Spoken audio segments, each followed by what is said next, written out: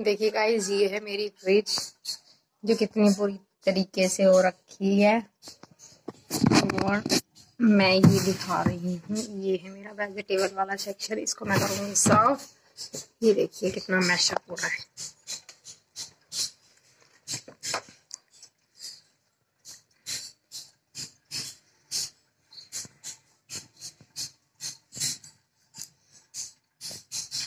इस फ्रिज को करूँगी मैं क्लियर। जो ये केचप वगैरह इधर उधर हो रखी हैं, इन सबको मैं सही ढंग से लगाऊंगी।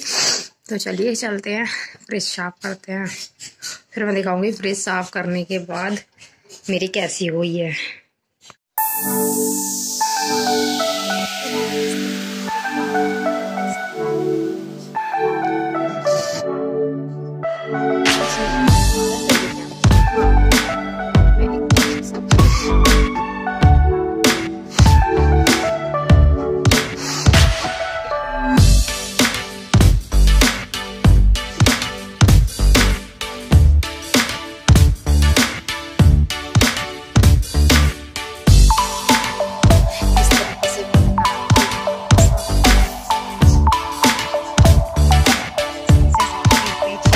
मेरी फ्रिज इस तरीके से दिख रही है।